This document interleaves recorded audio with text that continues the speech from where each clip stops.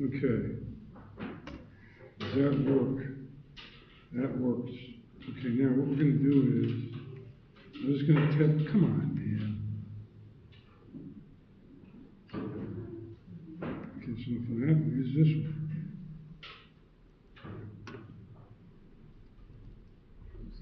Wrong way. There we go. Overview. Okay, what I'm going to do is I'm going to play something with sound. Yeah, let's check this one.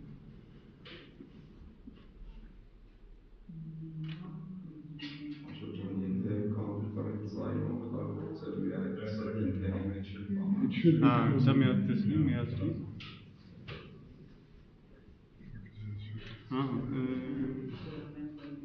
Yeah.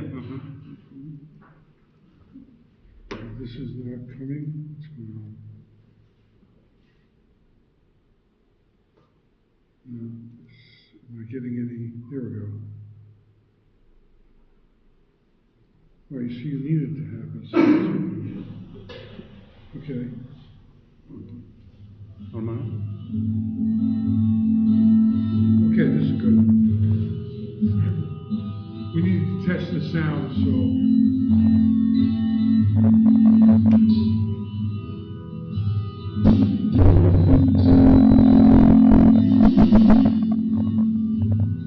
This is a piece called 3D Karaoke.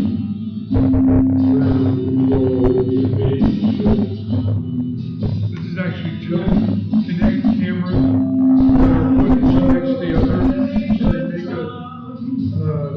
they make a drink. Okay, all right. So now we have to do it. That's why we had to test the sound. Okay. So this is a piece called 3D Karaoke. I did this in a residency up in Newcastle in England. I took two Kinect cameras, which were hacked. Kinect camera has an infrared projector that projects a dot matrix. Okay, and what it does is it scans your whatever the image is, puts the dot. So you're standing like this, okay? The camera is there, projects the dots. There's another camera that reads the dots, and it gives the position, the distance to the camera. And that creates a dot matrix. It's a 3D form. Video camera takes the pixels, maps the pixels to the dot matrix. So that's okay. But what happens is that since it's a camera that only scans like 180 degrees, you have one half. Now, I put two cameras, right? So we have front and back, or left and right.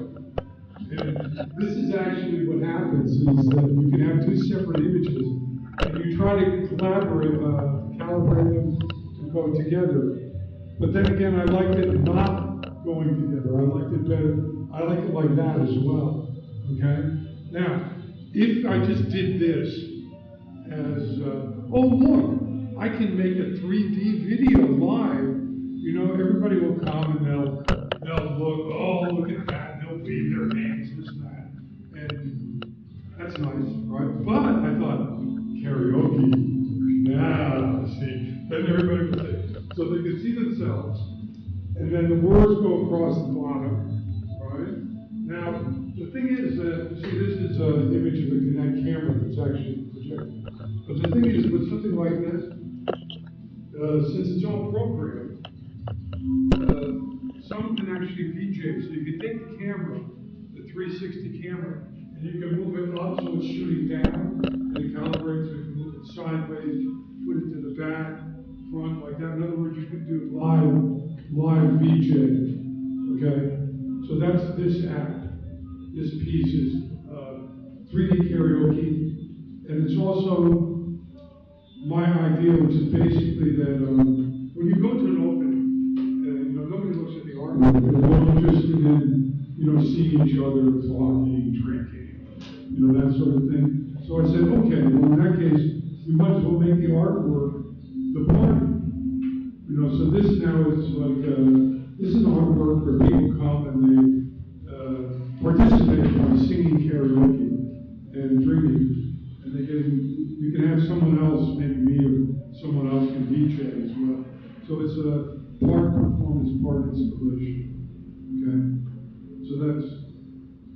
was just to test the sound. Now our sound is good?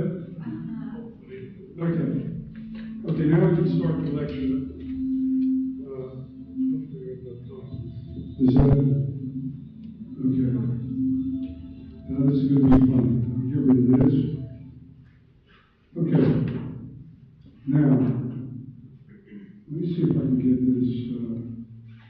This is probably my first web piece, HTML, beginning HTML. You can see that there's absolutely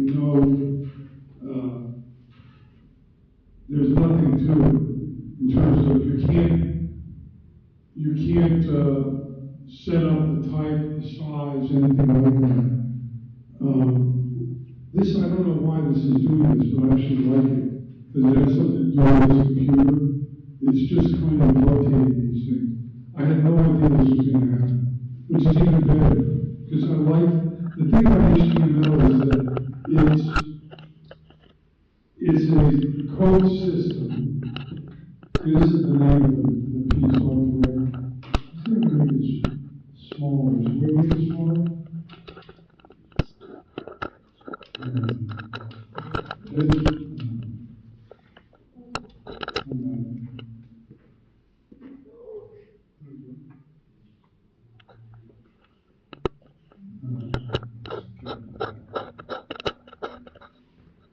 See, these, I don't like this Microsoft anyway. It kind of sucks. I really don't like Microsoft. So, basically what we do is art. Sorry. There we go. Art directly keys. That's it. Now, open the tab. Can't believe. Can I move this up? Yeah, put it over there. Okay, now we got to put it separate windows. So we do that. Oh, sorry about this. Close this. Is there a new window someplace?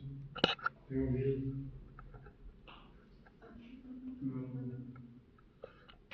Okay, we'll do it this way. It's fine. Used to be able to grab these and move it, so they've changed this going. There we go. Got it. Okay. So basically, we go back. Try it again. Sorry about this, guys. Total browser bullshit, as per usual.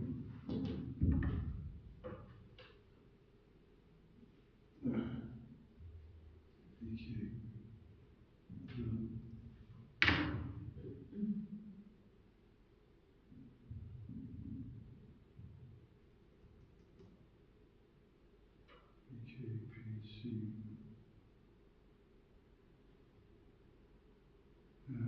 There we go. Okay, now we have to grab this. This is a piece called Barbie Ken, politically correct. New.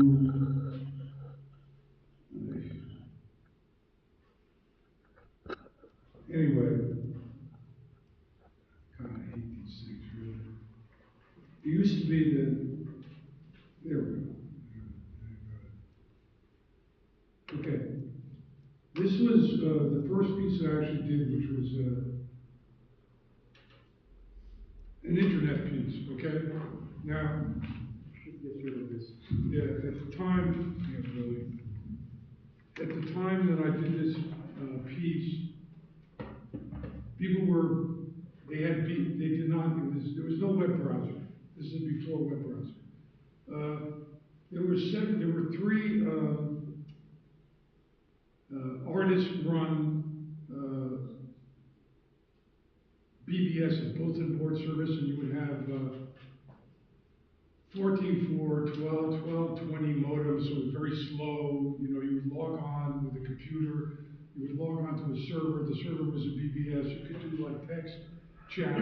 Sometimes you could put very low resolution image files. That's what this is. This is what they call a client pull animation. You write a little code on the browser. The browser says, after a certain amount of time, go and grab another image, right? Now, when I first presented this, there was no browser. So the original first one was that I took 12 pieces, like this is a story, and put them up once a week for 12 weeks on the Thing PBS. And then people would download it onto their computer, as an artwork, and I had written something. Then what happened was the web came along, so then I made this, which is a client pull animation. And as you can see, this is a blonde, white Barbie doll, black Ken doll. They meet in college. They play in a punk band together. They demonstrate against racism on campus. Then the American Nazis show up, and they're saying she's a traitor to her race, And then what happened, basically, this was done in 1995, so then they go and beat her up, right? Now remember, this is 30 years ago that I did this piece, way before what's happening in the United States now. But it's the undercurrent of America. It's really the tension and the darkness of what's really happening in America. Now, what I was doing why I was using these dolls is because it's total punk, okay? It's not even pop art, because, a cheap Barbie doll is, the children play with it. It's inconsequential. So this is punk conceptual art, okay? This is not even as serious as pop art, supposedly, but it's also much more radical. Because what I'm doing is I'm challenging the whole dynamic tension in America of interracial art and sex and everything else. Because this is what it's about. This is about interracial sex, which is the biggest fear in America. And the reason why I got this idea was that they were having psychiatrists and psychologists were going and taking children, and were saying there was something wrong with the child, so they thought the child was sexually molested. So what they would do is they would give the child dolls to play with, to tell their trauma, right? So this is basically about a white guy if you can imagine me going out and putting these settings out, big white guy playing with dolls. It's like a total kind of,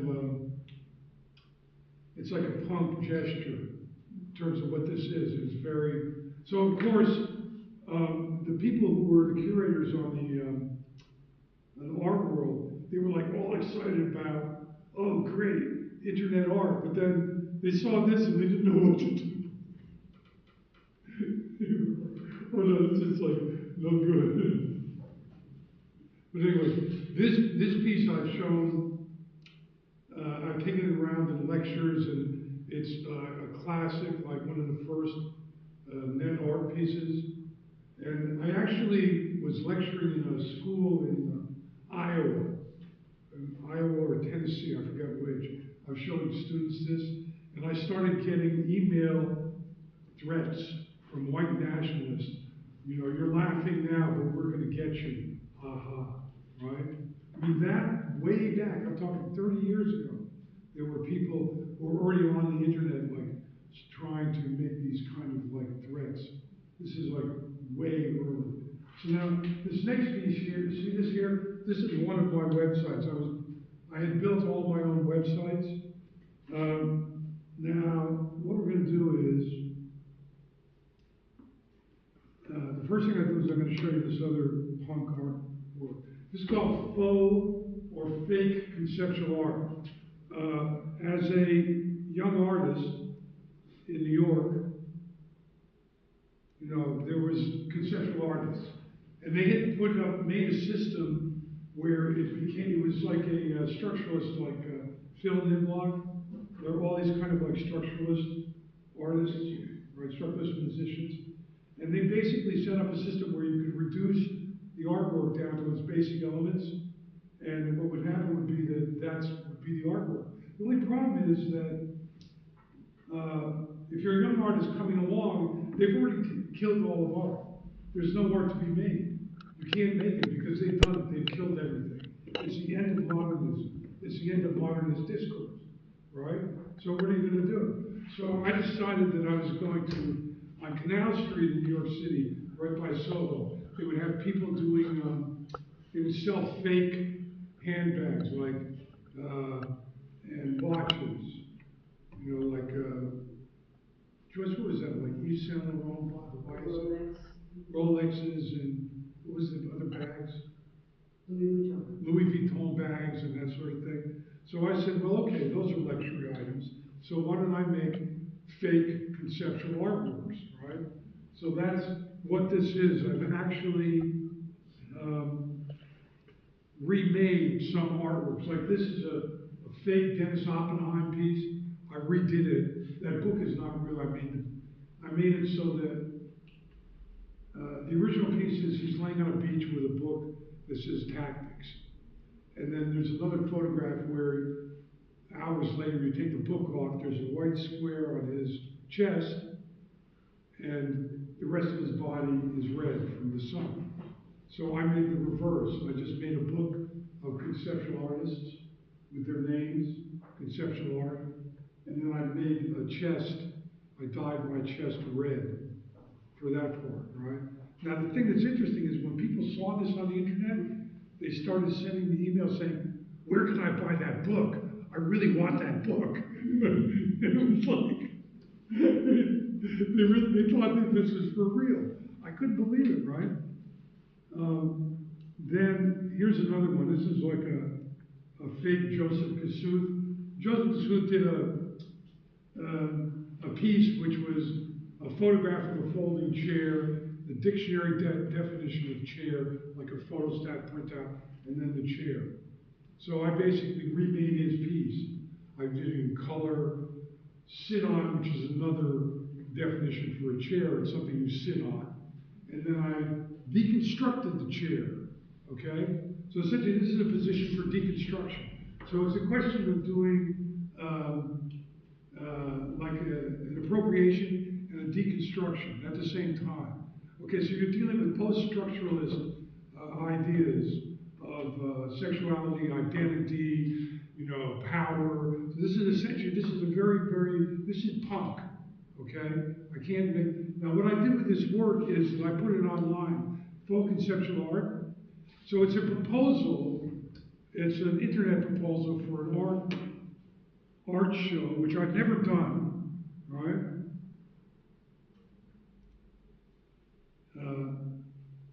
And I have various other pieces, like I have a faux, this is essentially presentation boards. I have a box, which is kind of like Duchamp's boîte en valise, and it has the presentation boards. There's a website, this is the website, and then there's a few pieces which I've actually made, like the sit-on piece, okay? But this is still waiting to have a full expression of faux conceptual art. Has never been done, only on the internet. This piece, which is kind of interesting, this piece is called Video Affirmations. I made a series of, as New Age affirmations, you know, I'm wonderful, you know, you talk to yourself in the mirror, I'm a great artist, you know, I'm going out into the world, I'm doing, but they're all fake. They're just stuff I made up, right? Now, you can take these, and you see there's a whole big one, you print them out. So this is a DIY or do-it-yourself artwork, okay? You know, like, I'm a worthwhile person. What I have to share with others is worthwhile. My shyness may be construed as arrogance. No one and nothing can distract me. I now exist in a heightened reality. It's like, so what? But the thing that's funny about this is that I had which is really great. You see this part here? I did this in a friend's bathroom. It's what I call toilet conceptual art. I printed out all of the pieces and did wallpaper on the toilet. So you could sit in the toilet if you wanted and have affirmations, okay? But the thing that's funny about this is that this was, you see, it said do it yourself. There are people actually printed this out in Philadelphia and had an exhibition of this as their artwork, do-it-yourself conceptual art. So I was very happy about that, because that was, I don't know, maybe 1995 or something, that was one of the ways to take art and make it distributed. Anyway, so that was that thing. Now, around that time, you see this Port MIT? This was the first internet exhibition, okay? Or I was involved with a group of artists called Artnet Web, and we had kind of a special software. We had little studios in the software, and we were invited to do a show at MIT. So we did a remote show where we invited people to come to do various internet works. We had 4 projection screens. Let me see if I can get this. Here we go. Yeah. So there's let's see what this is. No good.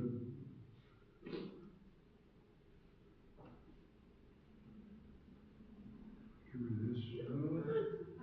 Uh-oh. I can't use these. I can't stand Microsoft. That's all right, no big deal. I'll have to go like this. See these guys,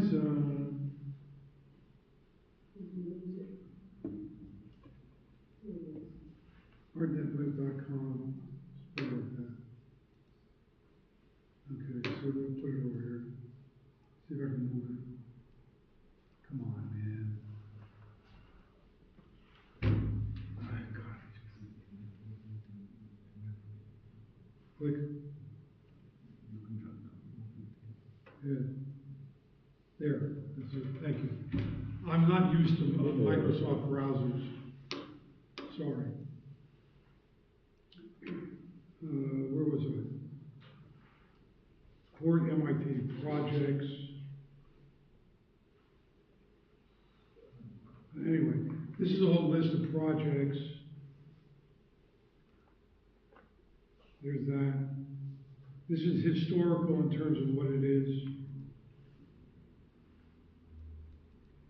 Okay, so you can see they had 4 computers, 4 rear projection screens. We would do various kinds of invite people from all over the world to do various things. They could do live video performance, they could do chat, they could do various things. I happen to be in Aix-en-Provence, and this was in MIT in Boston. So I had all the students at the École d'Art d'Aix-en-Provence. We were doing live video projection, streaming to Port MIT, and we were doing performances and showing video straight to the opening from Aix-en-Provence. Okay, now this is, you have to understand, this is 30 years ago. So it's like not, now everybody does this all the time, but then this was the first time this was done. Okay, so now moving right along. I did punk, okay. 1 second now. Now the next thing I did was,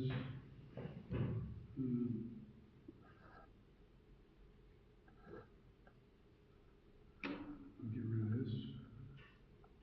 Okay, this is my website. Now, let's see if I can get this thing to work. Questions will work. Will it scroll? No. Won't scroll. Okay, we're going to do it this way. Okay. In the spirit of hacking, I teamed up with Peter Sinclair over there at the École d'Art d'Aix-en-Provence, and we decided we were going to make some robot vehicles, and we were going to make a soap opera, and have them as robot performers. So we took laptop computers, and we put them on radio-controlled cars. Okay, I used text-to-speech and speech recognition. And then we use the programming language, Max MSP, to create a system where I could write the text, the dialogue, and the computers would speak, and then we would have keywords, like, for instance, one of the computers would say food, the other one would hear food, and start singing a song. Because I could make the text, type the text to make the voices sing. So I was programming the singing and the talking and the script. Then we had people controlling the radio cars to go around and be the actors, which we called synthespians. And we showed this Museum of Contemporary Art, Marseille, Postmasters Gallery, Split Festival. And we also showed in the Jeu de Paume, Burlesque Contemporain. We got some awards at Paris Morris Electronic. What year is that? Excuse me, this 98. was what year? 98. 98. So this is like 95 to 90 to maybe 2000. We just kept on doing performances and installations, and here I'll show you some of the. We then made it so that at first we did this. This was at place in Lyon. This is sound artists from North America.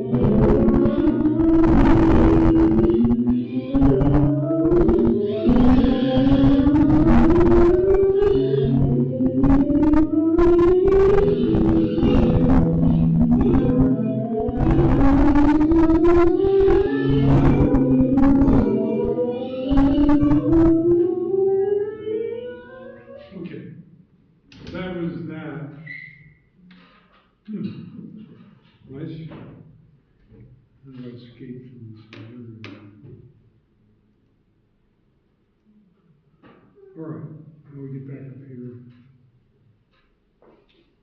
Kind of hate this mice. Here we go. Overview. All right. Okay, so now that was soap opera for laptops, and then we put them on iMacs, and we had them sitting in a living room with sofas, and they talked to each other. This was at the Jeu de Paume. Now one of the next pieces we did is a piece called Shooter. If you can find it. Here it is. This piece was based upon the idea of a one-person shooter game, video game. That's what all the people were using. However, instead of you shooting at people, you become the target. Okay? And this was done when Bush did his Iraq war or something. So we went to a gaming arcade on 42nd Street, New York City. We recorded all the sounds of the bang bang in the game, and the screaming, and this and that, all the shooting games. Then we made a custom software, again, Max MSP, and basically we put the sound in sound files. We put immersive sound, so you had eight loudspeakers, so one in each corner of the room and one down on the bottom. So you had spatialized sound. You could take a sound file and put it any place in the room and move it around. Okay? So we had one thing where you would walk through a laser beam, you would trigger a sound file, and you would hear a dog going circling around you like that. And then there was rockets and machine fire, and then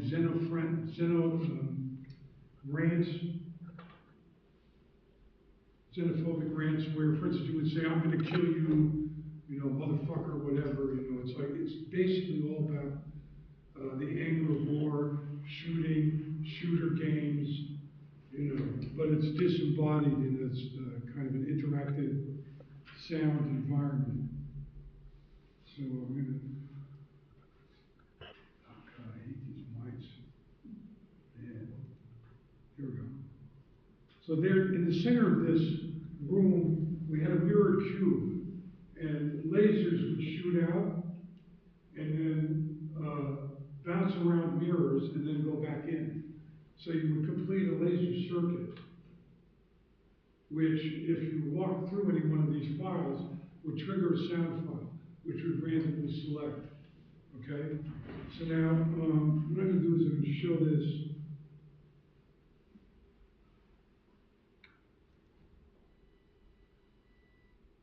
This is an interactive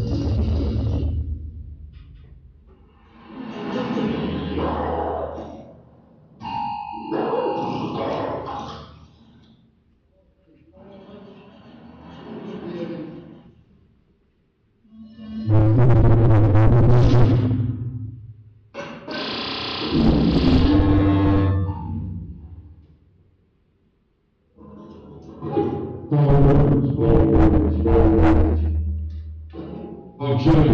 I'll kill you. It's called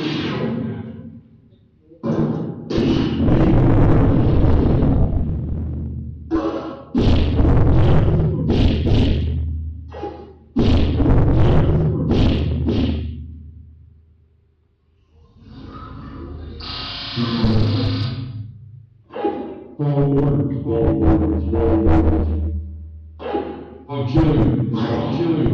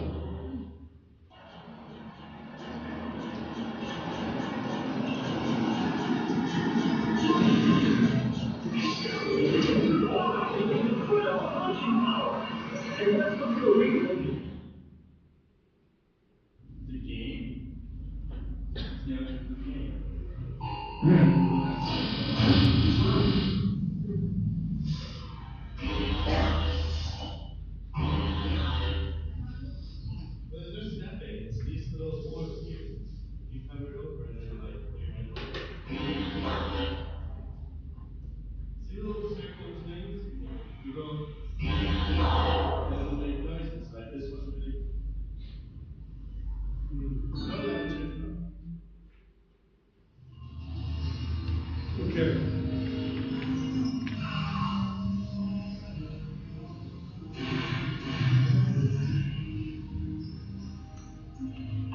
All words.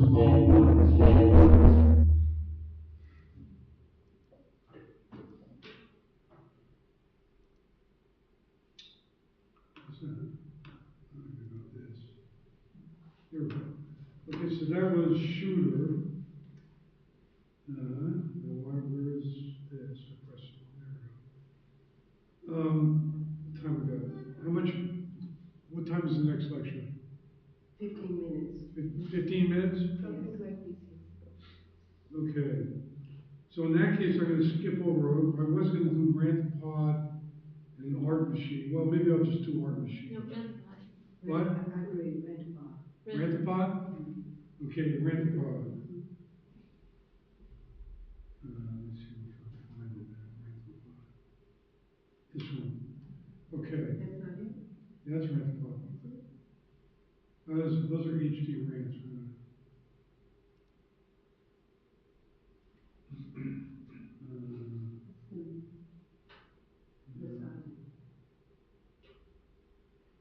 It's beside it. It says. Which one? It's right next to Oh, there, of course. Okay, thanks. Okay, here's the story. Everybody started doing these things podcasts, okay? So I thought, okay, I want to do a podcast, but you have to understand that in the 70s I was a video artist, performance artist. So what we would do is we would set up a video camera, a black Portapak, something with black and white, and then you would do structuralists like, hi, I see you. Oh, you're me. Oh, like whatever people were doing to scratch their head, whatever structuralist video people would do. But obviously, it's not structuralist video time. It's 1990, whatever it is, right? 95, 98. So I decided I would pick up the video performance that I had done. Now, I'd done one video performance that it was called the Rich Sucker Rap, which I won't show you, but basically what happened was that it was shown in the Museum of Modern Art for the Video Views show. It was a very aggressive punk performance piece, which was shown along with other young artists, it was Young Video Artists of America, whatever, 1978. And the patrons of the Museum of Modern Art were so outraged at this particular piece, they wanted it removed from the show. So I decided to pick that up in the 1990s by doing these rants, and essentially they're rant, rap kind of pieces that deal with things like the New Orleans flood, or there was some person who was coming on in particular, who was coming on, who was denying the Armenian Holocaust. They were Holocaust deniers, and they were actually on the radio saying this. So I was doing a response. So I would respond to these sort of things.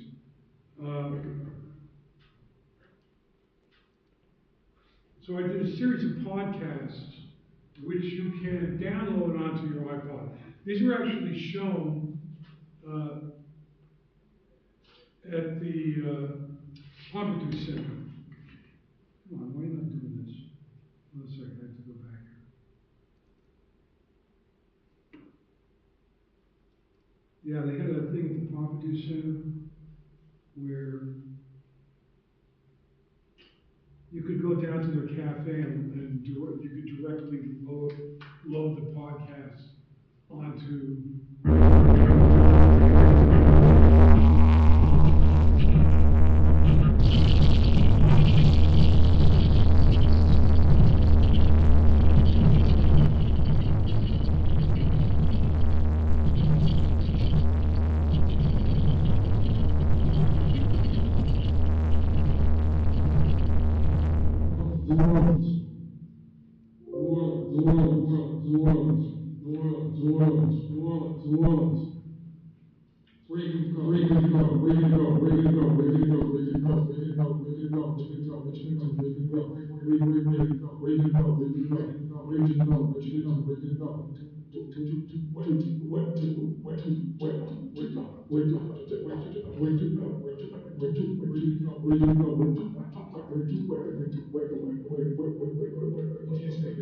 Kind of relates to Shelley's piece last night.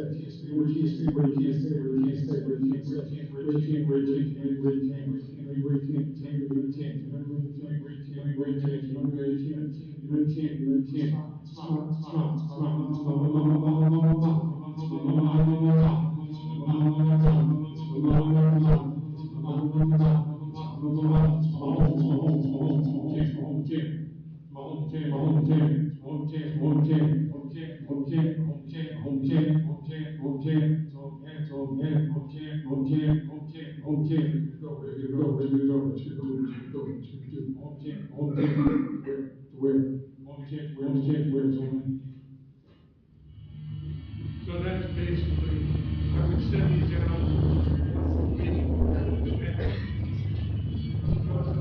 and distributing the artwork while everybody else was trying to do their kind of like, I'm going to make money and become famous podcasts. I was doing, hey, you want some performance art rant on your podcast? You know, just to basically position position against like what the corporate kind of thrust of the internet was. So I'm taking a position as an artist. Okay, so 5 minutes. 5 minutes, you said? All right, so I guess we'll just go to Seesaw then. And we won't get to the other stuff. It's all right. Okay, so Seesaw, which you guys have seen, it's over at the exhibition here.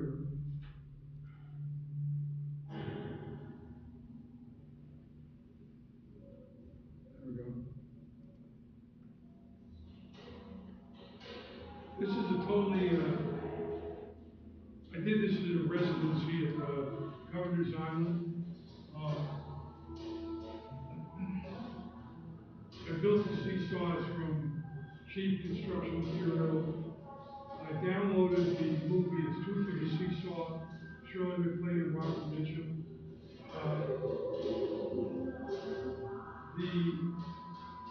I took the film and cut it apart into 112 separate scenes, then wrote a program in Pure Data, which is open source software by another bucket. And basically I had it so that the program grabs scenes at random and it puts them into one of these two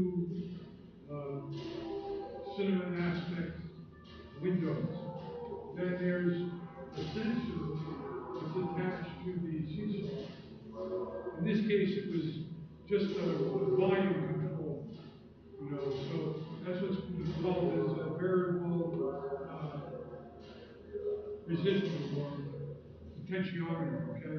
What happens is that you send the current through it, and as the volume turns, or in this case, the axis turns, sends a stream of numbers which then selects, tells the computer, triggers it which window to open or to close, depending upon which side, okay? So what happens is that this whole interface is hacked together, and it uses like a MIDI controller that then sends to a Wi-Fi, this is all for music, that then sends to a computer. So all of this is basically do-it-yourself hacking systems. There was actually no money spent on this whatsoever. They didn't give me a fee to do this. I got a residency at Governor's Island, which was typical in New York, where you get a residency, which is you get a room, and that's it. That's like a weird overweight things. But anyway, so I did this in 2010, and it was never shown in New York except for the one day where they have open studios in the residency. So this is the first time this piece has actually been shown any place in the world. Why did I do this piece? I don't know. The movie Two for the Seesaw was shot in 1961. It's a American noir cinema. It's like Ruben. That was the Iranian artist, downstairs. What is his name? Marcos Gregorian. Gregorian, right. So essentially, he does the same type of noir films, except they're Persian. Okay, the relationships and this and that. Anyway, at the time, the seesaw symbolizes childhood, obviously. What happens is that because the movie is randomly selecting clips, you look at this movie in your mind, the human mind tries to assemble the narrative. So you're going and looking, oh, this is the woman, she's in love, here's the guy, there's something going on. They're going back and forth, some relationship. So you're trying to assemble that in your mind. What happens is that at the same time, you're on a seesaw with another person, going up and down. So it's essentially juggling your kinesthetic, your physical sensations, because you're not stable in the balance. You're going up and down in a balance while you're trying to construct the narrative on this film, and it's totally not direct. So this is what I call goofy interactivity. Okay? Because what happens is that if you just take a straight computer artist, whatever, and you tell them, oh, well, let's write a program or a script to select screens and streams, to select scenes at random. What happens is that they'll make one, and then if it goes and attaches to this controller and it starts going up and down, it's too fast, right? It will just kind of flip back and forth with nothing. So there's nothing, technologically you can't do it. So I had to figure out a way to make it so that it would play the whole scene, but you could turn it off and on. So that's what I did. So what happens is that the window essentially goes off, but the scene is still playing, okay, until it ends, and then it goes back to the next, and then it picks another scene at random. What your mind is doing is trying to organize the information while you're actually going up and down on the seesaw, and you're trying to figure out what it's controlling and what you're looking at. So the whole artwork is actually it's not actually, the artwork is completed in the person. In the person's body and in the person's mind is where the artwork exists. Although there's some indicators outside, that's not really where the piece exists. It actually exists within the mind and body of the viewer. So that's my talk for now. I'll have to end it here because I know we have other people. Thank you.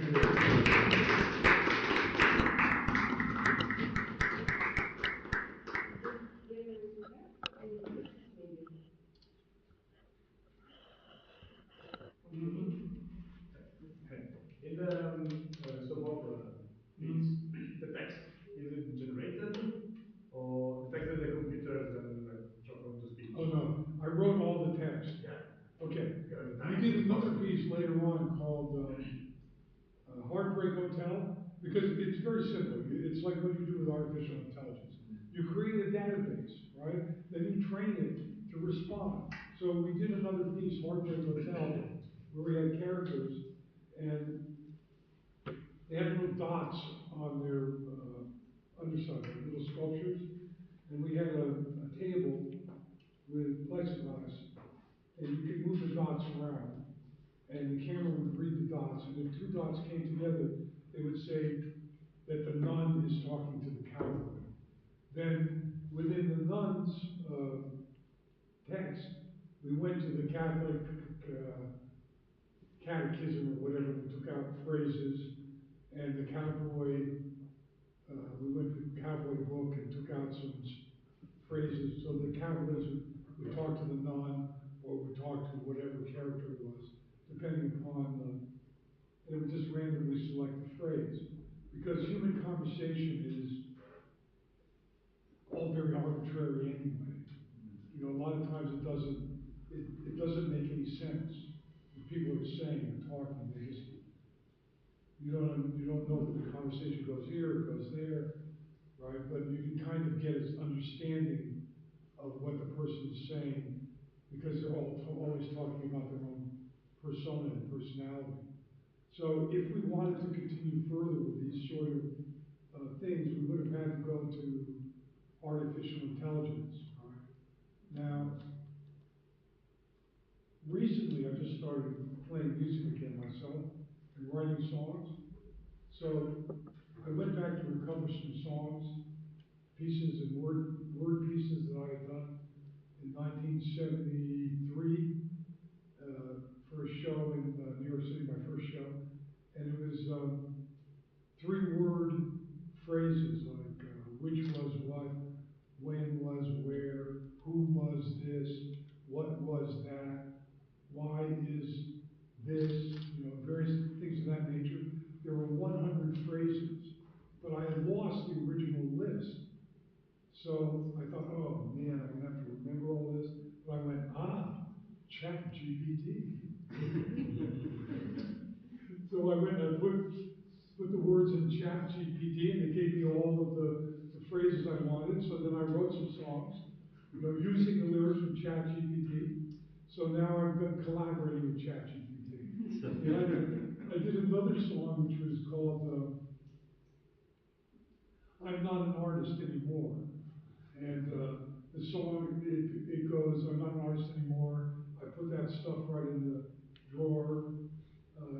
I'm a post artist, but of course I go post artist.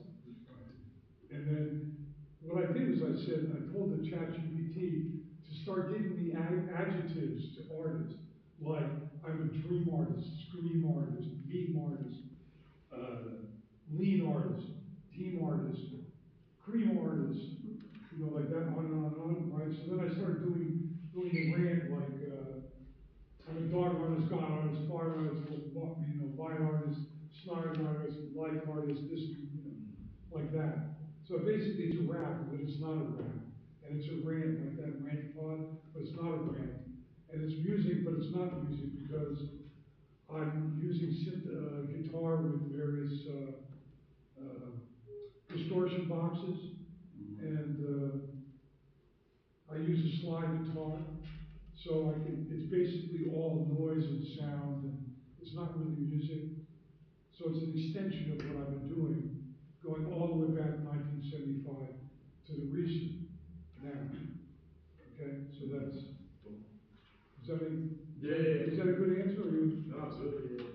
I mean, if I were to start working with the synth voices again, which I will, I have to now think about, I started doing modeling. You can do voice modeling with Apple, where you talk and you tell phrases, and then it comes and it can speak, like you type a sentence in and it will speak a sentence in your voice, right?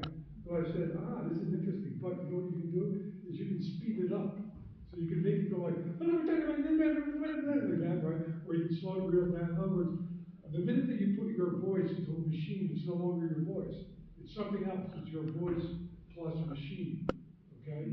Which is interesting to me because it extends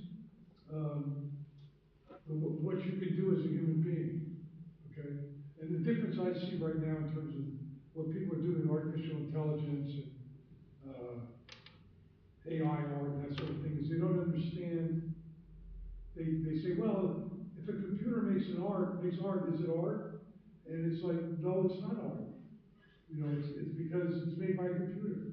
It's what a human being is telling a computer to do, right? So it's computer art made by a human being telling a computer what to do, right? So anyway, Joyce, my wife is signaling time to leave, so we have to go. Okay, thank you. Thank you.